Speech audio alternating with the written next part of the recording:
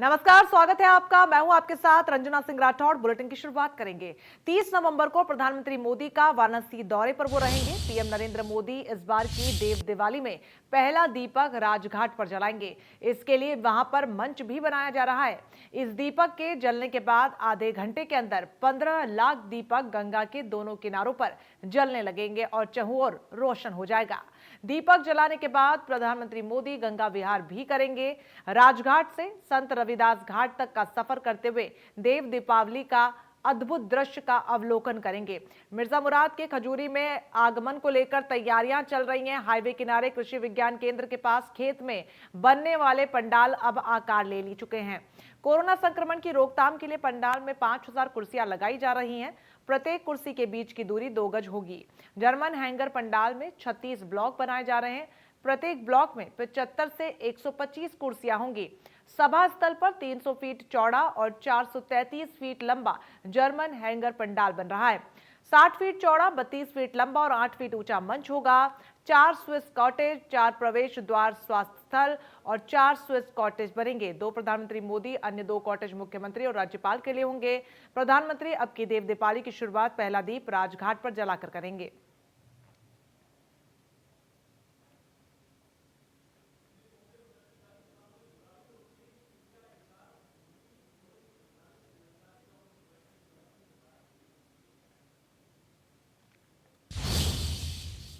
मुख्यमंत्री योगी आदित्यनाथ ने वाराणसी में प्रधानमंत्री नरेंद्र मोदी के देव दिवाली पर आगमन को लेकर चल रही तैयारियों को परखा है। कोरोना संक्रमण काल में प्रधानमंत्री मोदी 30 नवंबर को अपने संसदीय क्षेत्र वाराणसी में पहुंचेंगे। इस दौरान वो जनसभा को संबोधित करने के लिए साथ ही देव दिवाली में यहां पर हिस्सा लेंगे। मुख्यमंत्री योगी ने प्रधानमंत्री मोदी के जनसभा स्थल का स्थलीय निरीक्षण किया। प्रधानमंत्री नरेंद्र मोदी देव दिवाली पर 30 नवंबर को मिर्जा मुराद के खजूरी में जनसभा को संबोधित करेंगे।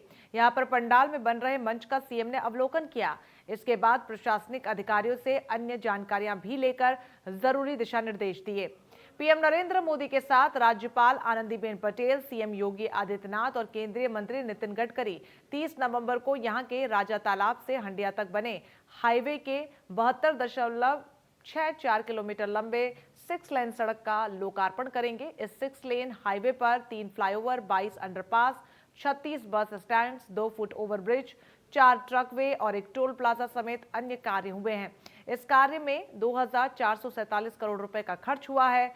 6 लेन का यह कार्य 5 दिसंबर 2017 में शुरू हुआ।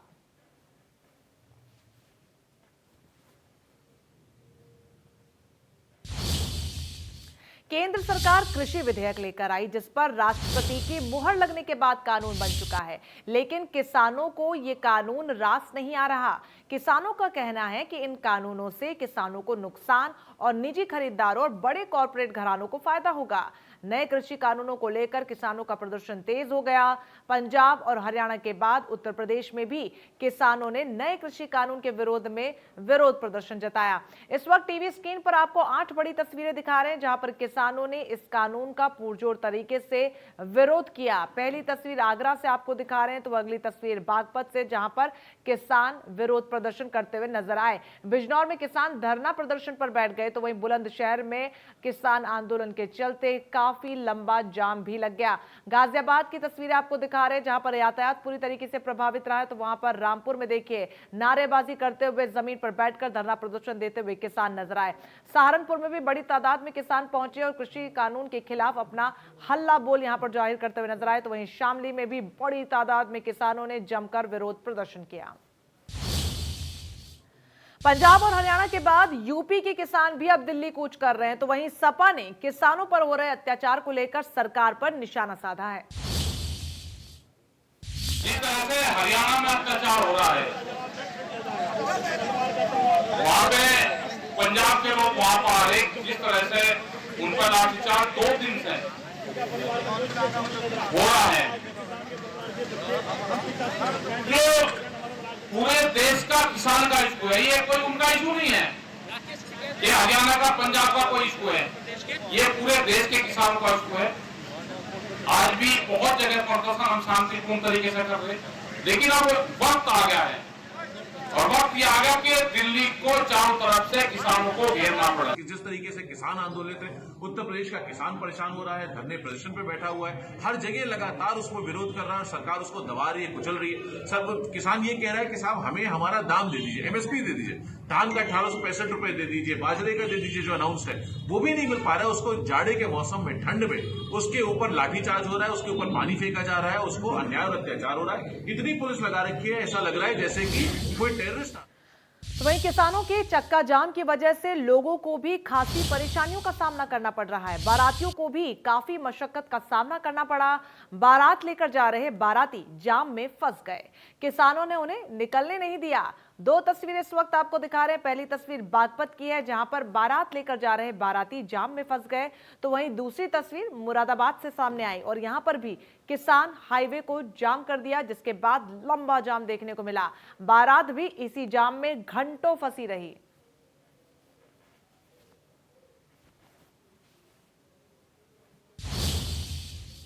तो वहीं भाजपा किसान मोर्चा के राष्ट्रीय अध्यक्ष रह चुके किसान नेता और बीजेपी से बलिया से सांसद वीरेंद्र सिंह मस्त ने किसान आंदोलन को लेकर कहा कि मंडी पर कब्जा करने वाले गुमराह कर किसानों से ये प्रदर्शन करवा रहे हैं।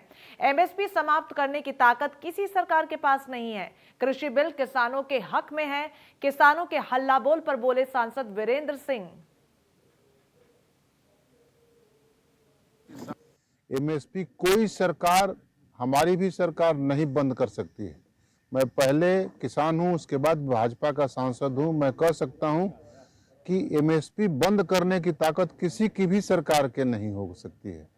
ये देश किसानों का है और किसानों के लिए एमएसपी तय हुआ है। एमएसपी तो हमारे प्रधानमंत्री नरेंद्र भाई ने बढ़ाया है। और दूसरी बात यह है कि किसानों के हित में बना कानून, ये किसानों को गुमराह करके जो लोग दिल्ली में आंदोलन करा रहे हैं, वो ये किसान हित में नहीं है, देश हित में नहीं। मंडी पर जिनका कब्जा है, जो मंडी पर किसानों को अपने उत्पादन को किसी भी कीमत पर बेचने के लिए विवश करते थे, वही लोग यह आंदोलन चलाने के लिए किसानों को गुमराह कर रहे हैं कि एमएसपी बंद। गाजियाबाद से रोजाना मेट्रो का सफर करने वाले यात्रियों के लिए शनिवार से मेट्रो की सेवाएं शुरू कर दी जाएंगी। किसान आंदोलन के चलते शुक्रवार को भी गाजियाबाद से दिल्ली जाने वाली मेट्रो सेवाएं बंद रहेंगी। सुबह के समय मेट्रो नहीं चलने से ऑफिस जाने वाले कई लोग देरी से ऑफिस पहुंचे।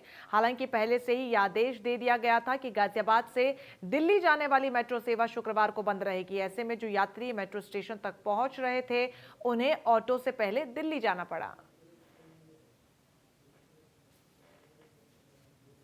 नहीं, मैं तो सीधा कैब करके यहाँ तक आ गई, मैं जैसे एज यूजुअल आती हूँ।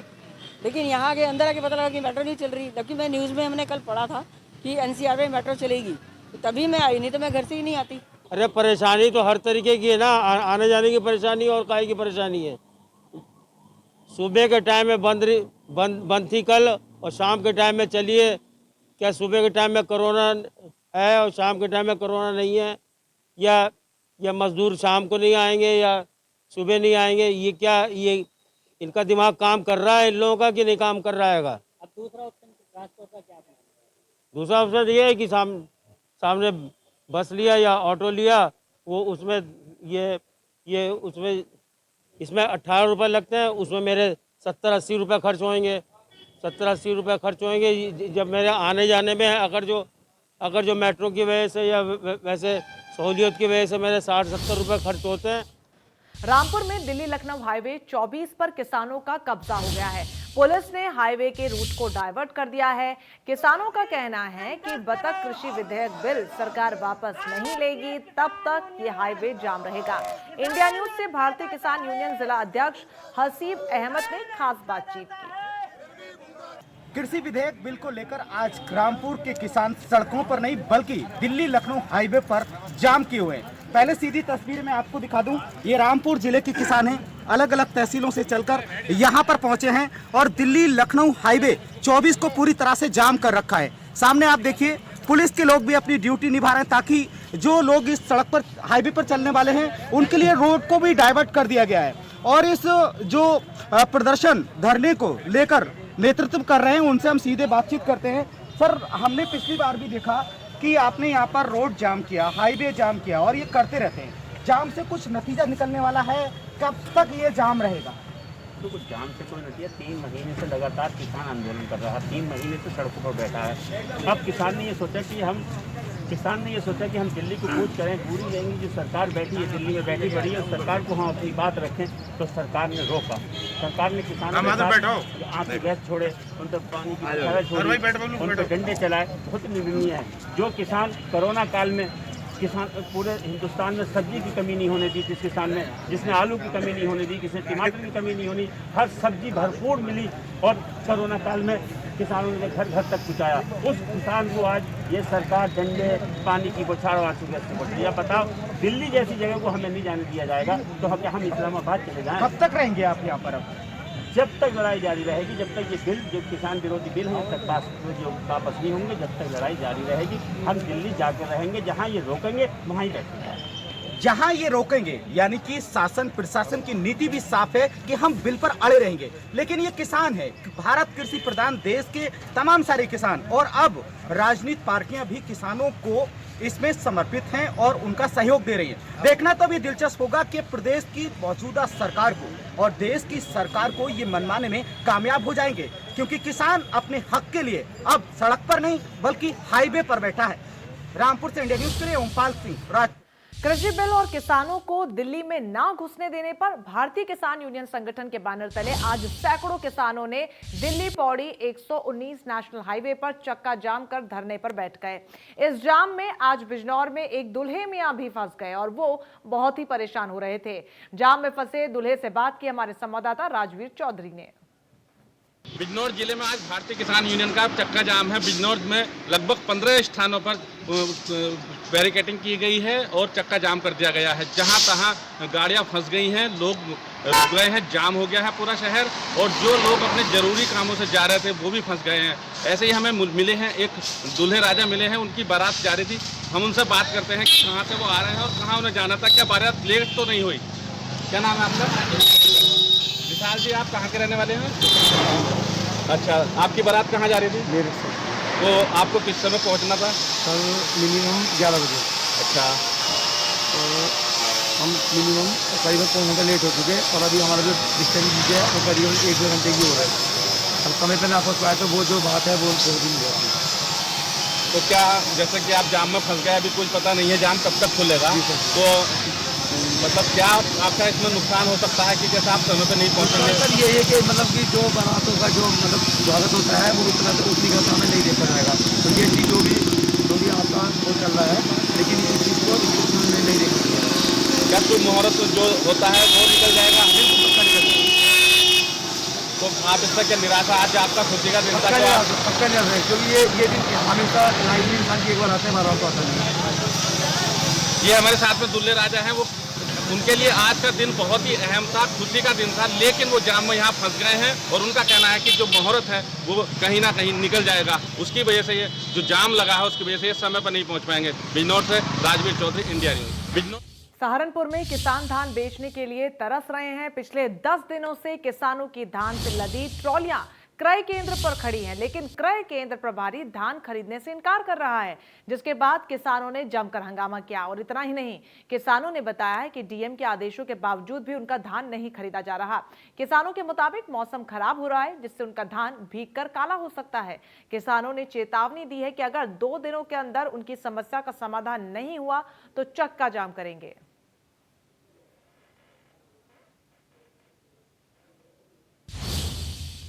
उत्तर प्रदेश की योगी आदित्यनाथ कैबिनेट के लव जिहाद और धर्मांतरण पर कानून के मसौदे पर मुहर लगाने का बड़ा असर होने लगा है। मुरादाबाद से समाजवादी पार्टी के सांसद डॉक्टर एसटी हसन ने मुस्लिम लड़कों से सभी हिंदू लड़कियों को अपनी बहन मानने की अपील की है। उन्होंने कहा कि सभी मुस्लिम लड़के अब हिंदू लड़कियों को अपनी बहन समझें, उनसे कभी भी नादानी नहीं होगी। तो सलाह यही है, खासतौर से मुसलमान बच्चों से मेरी सलाह यही है कि अपनी हिंदू लड़कियों को अपनी बहन की तरह समझें, किसी के बहकावे में ना आए, किसी के चक्कर में ना पड़े, क्योंकि ये एक ऐसा कानून बना दिया गया है जिससे कि उनको बहुत जबरदस्त तरीके टॉर्चर किया जा सकता है। अपने आप को बचाएं और किसी भी प्रलोभन में या किसी भी लव के चक्कर में ना पड़ के अपनी जिंदगी बचाएं। महिला हेल्प डेस्क और महिला बैरक का उद्घाटन Lucknow police commissioner DK Thakur ने किया। उद्घाटन joint commissioner ADG law Naveen Arora भी इस दौरान वहां पर मौजूद रहे। तस्वीरें उद्घाटन कार्यक्रम की आपको दिखा रहे हैं, जहां पर महिला हेल्प डेस्क और महिला बैरक का उद्घाटन किया गया। और अब बात बाराबंकी की, जहां के फतेहपुर इलाके में कलयुगी बेटे ने अपने पिता को पेड़ से बांधकर धारदार हथियार से सिर को धड़ से अलग कर दिया। स्थानीय लोगों के अनुसार बेटा अपने पिता की जमीन अपने नाम लिखने का दबाव बना रहा था और इसको लेकर पहले झगड़ा भी हो चुका था। सनसनीखेज वारदात ने पूरे गांव को हिला कर रख दिया है। सूचना पर पहुंची पुलिस ने शव को कब्जे में लेकर पोस्टमार्टम के लिए भेज दिया है और मामले की जांच शुरू कर दी है। आज दिनांक 26 नवंबर 2020 को थाना फतेहपुर के गांव फताहपुर के निवासी श्रीराम गौतम, जिनकी उम्र लगभग 55 वर्ष है, उनके बेटे ने घरेलू विवाद को लेकर हमलावर होकर उनकी हत्या कर दी है। इस संबंध में पुलिस बल मौके पर मौजूद है। अभियुक्त को हिरासत में ले लिया गया है और हत्या के कारण का पता किया जा रहा है। हमको फोन मिला है कि हाँ मनोज दोनों जने पति पत्नी बांध दी ना उनका पैर से, बांध के उनका गला तुरंत काट दी ना। मतलब देर भी नहीं लगी, 5:30 बजे हमको तुरंत। मृतक कौन है आपके? अरे माँ जब मारे पीटला चला घर से भागे तो देखे यहाँ बांधे मेहरबा लड़का मनोज कुमार सर काट दिया, उसका गला इतना बड़ा चाकू लेके। हाँ, दोनों मिलके काटे, रस्सी में बांधे रहे।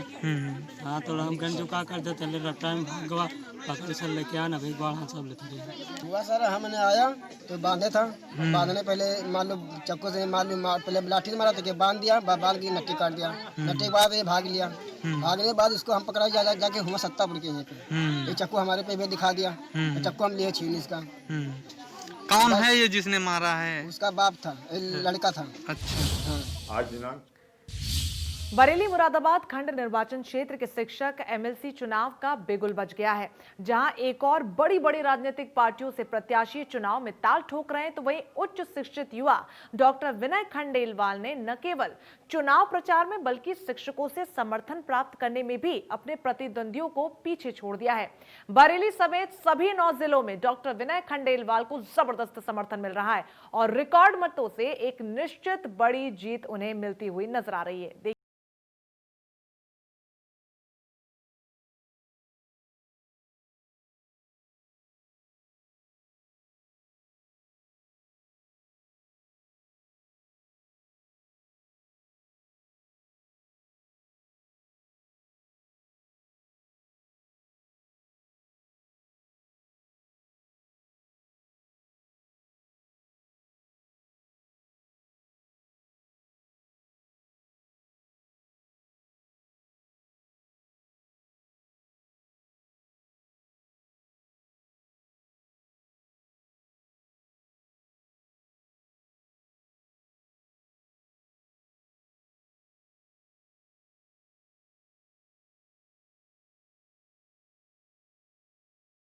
समर्थन कर रहे हैं। उन्हें बरेली मंडल के 4 जिले बरेली, बदायूं, पीलीभीत, शाहजहांपुर, वहीं मुरादाबाद मंडल के 5 जिले मुरादाबाद, संभल, अमरोहा, बिजनौर, रामपुर हर जगह से समर्थन मिल रहा है।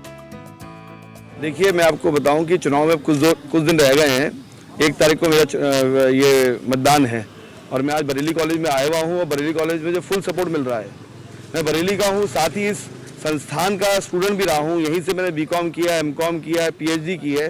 तो मुझे मेरे गुरुजनों का पूरा आशीर्वाद मिल रहा है और मैं आपको बताना चाहूँगा कि मेरे गुरुजनों ने मुझे आशीर्वाद दिया है। यहाँ से मुझे रिकॉर्ड वोटिंग होनी है, बरेली से भी होनी है, पीलीभीत, बदायूं से भी अच्छी वोटिंग होनी है और सभी जगह मेरे शिक्षकों से मुझे पूरा सपोर्ट मिल रहा है। शिक्षा एवं शिक्षा व्यवस्था को लेकर विशेष सजग डॉक्टर खंडेलवाल का मानना है कि अगर शिक्षा व्यवस्था सही करना है तो शिक्षक को राजनीति में उतरना होगा।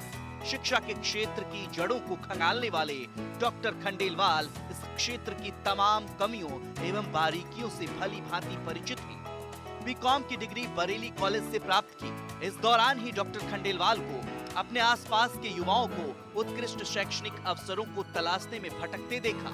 क्षेत्र के युवाओं को विशिष्ट शिक्षा प्रदान करने के ध्येय से डॉक्टर विनय खंडेलवाल ने 2001 में Khandelwal college of management science and technology की स्थापना की। वो पिछले 20 सालों से शिक्षा के लिए कार्यरत हैं, क्योंकि उच्च शिक्षा के क्षेत्र में उनके 3 इंस्टीट्यूट्स चल रहे हैं। तो उन इंस्टीट्यूशन के संबंध में उन्हें जो परेशानियां जो देखने को मिली, वो चाहते हैं कि इन परेशानियों को जो है कम किया जा सके और कोई एक ऐसा कैंडिडेट हो जो इन परेशानियों को लेकर कार्य कर सके। खंडेलवाल जी ने कम से कम हमारे जैसे छोटे भाइयों का भी ध्यान रखा, और मैं तो ईश्वर से प्रार्थना करूँगा अपने, और विश्वास भी दिलाता हूँ कि मैं अपने समस्त साथियों के साथ ही नहीं बल्कि क्षेत्र के अन्य साथियों का भी मत विनय खंडेलवाल जी को मिलेगा, ऐसा मैं विश्वास दिलाता हूँ। मैं बरेली मुरादाबाद शिक्षक स्नातक खंड से के चुनाव में ये उम्मीद करता हूँ कि श्री विनय खंडेलवाल जी एक ऐसे प्रतिनिधि के रूप में चुनकर आए कि वो हम जैसे हमारे जो विद्यालय हैं, विभिन्न विद्यालय हैं या स्ववित्त पोषित विद्यालय हैं, उनके शिक्षकों की स्थिति को देखते हुए उनके विषय में कुछ सोचें। डॉक्टर खंडेलवाल के अथक परिश्रम, समाज के प्रति निस्वार्थ भाव से सेवा एवं उनके अनेकों प्रयासों के लिए उन्हें देश के कई प्रसिद्ध सम्मानों से नवाजा गया है। जैसे 2005 में तमिलनाडु के तत्कालीन राज्यपाल भीष्म नारायण सिंह द्वारा ज्वेल ऑफ इंडिया सम्मान, 2008 में तत्कालीन चुनाव आयुक्त बीबी के कृष्णमूर्ति द्वारा विद्या सरस्वती पुरस्कार और 2010 में केंद्रीय मंत्री संतोष गंगवार ने भामाशाह सम्मान, 2015 में तत्कालीन तकनीकी शिक्षा मंत्री शिवकांत ओझा द्वारा और 2019 में तत्कालीन राज्यपाल राम नाईक ने एक्सीलेंस इन एजुकेशन अवार्ड सम्मान से सम्मानित किया। इतना ही नहीं, कई उत्कृष्ट सम्मान उन्हें और भी मिले हैं। कई सालों से शिक्षा के क्षेत्र में काम करने की वजह से डॉक्टर खंडेलवाल शिक्षकों की सारी समस्याओं को बहुत नजदीकी एवं बारीकी से समझते हैं। मैंने बहुत 9 जिलों में जनसंपर्क किया और सभी शिक्षक साथियों से राय ली, मशवरा लिया और पूछा कि क्या उनकी शिक्षकों की समस्या क्या है और उनकी समस्याओं के निदान के लिए क्या क्या करना चाहिए। तो वहीं से मेरे साथियों ने मुझे ये मार्गदर्शन दिया, मुझे गाइड किया कि मुझे एमएलसी चुनाव में आगे आना चाहिए और शिक्षकों के कल्याण के लिए कार्य करना चाहिए। पिछले 3 साल से कार्यरत शिक्षकों को पूर्णकालिक शिक्षक का दर्जा दिलवाना जैसे कई मुद्दों को डॉक्टर खंडेलवाल एमएलसी चुनाव में उठाने जा रहे हैं। इस एमएलसी चुनाव के माध्यम से शिक्षा, शिक्षक, युवा और पूरे समाज को बेहतर एवं उत्कृष्ट बनाने, शिक्षकों को उत्पीड़न से बचाने की जिम्मेदारी ली है। डॉक्टर विनय खंडेलवाल को जनता का खूब प्यार और साथ भी मिल रहा है। Bureau report, India news. चलिए इसी के साथ फिलहाल के लिए यूपी विशेष में बस इतना ही। लगातार बड़ी खबरों के लिए आप बने रहिए हमारे साथ। नमस्कार।